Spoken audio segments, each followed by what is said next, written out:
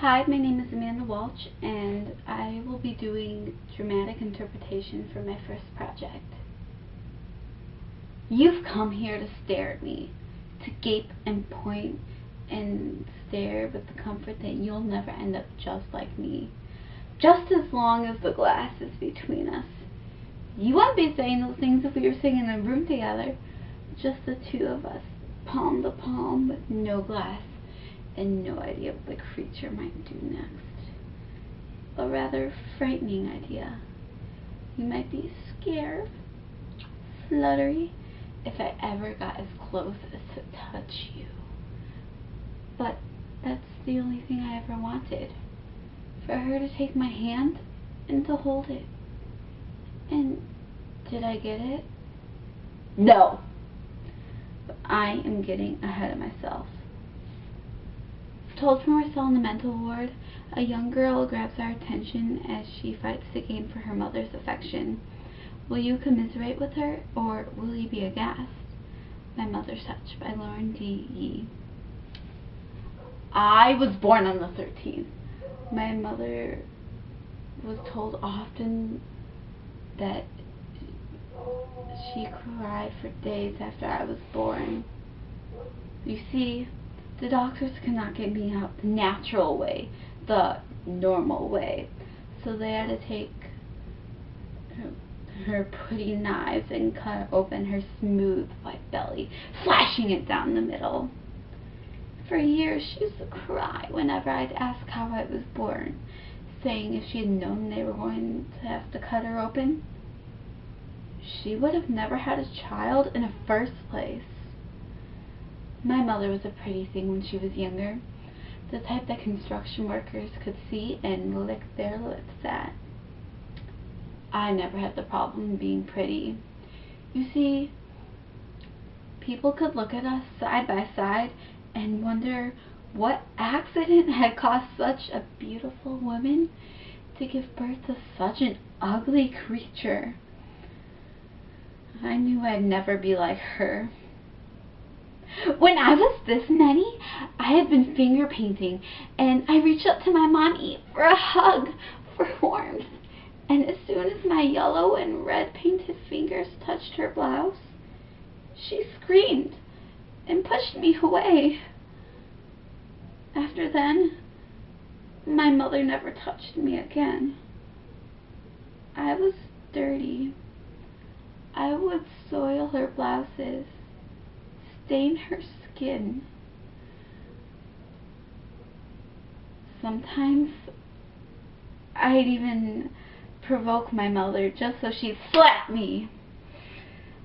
I can still remember it, the feel of her cool skin against mine, that cool palm stinging a little.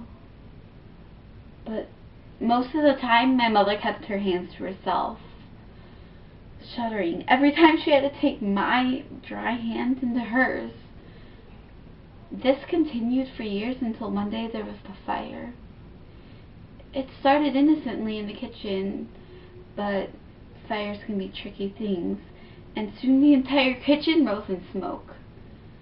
My mother raced out of that house for fear that the flames, just like my fingers, might dirty her dress. And it never occurred to her that I might still be upstairs sleeping in my bed, sleeping as the flames sucked at my skin. I will never forget the feel of the flames licking against my back, like death by 1,000 cuts. Only I survived. My mother cried when the firefighters pulled me out. I survived, and she'd have to continue to live with this monstrosity. After the accident, I became even more hideous to my mother. I was deformed. I resembled a melted candle, my skin hanging off of me like loose parchment. My mother wouldn't even sit near me in the hospital room.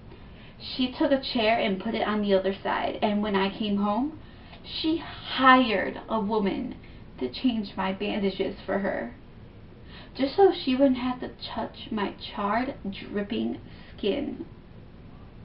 And I had been the fool, to think that she would care, to think that she would love me. I had finally become the creature that my mother saw. I hope my deformed image haunted her in her sleep. She had so many nightmares after she came back.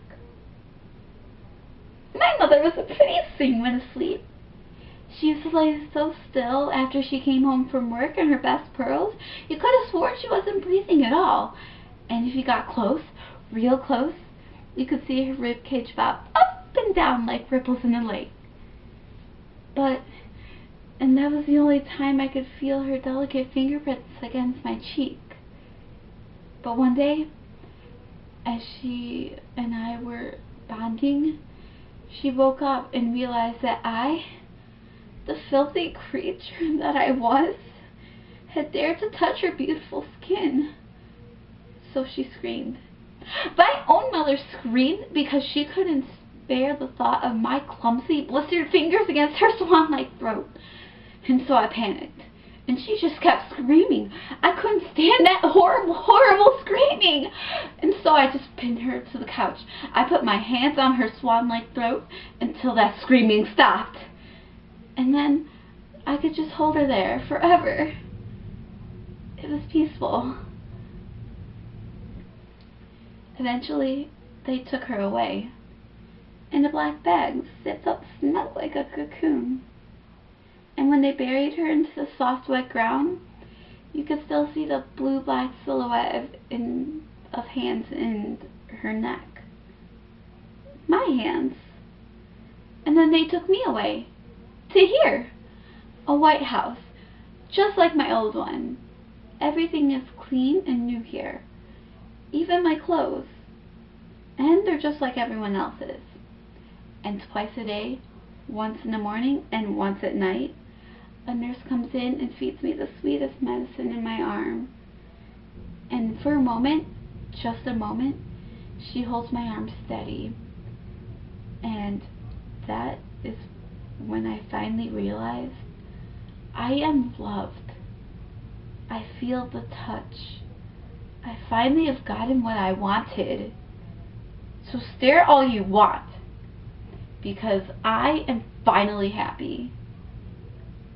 I am loved, and you can't stop that.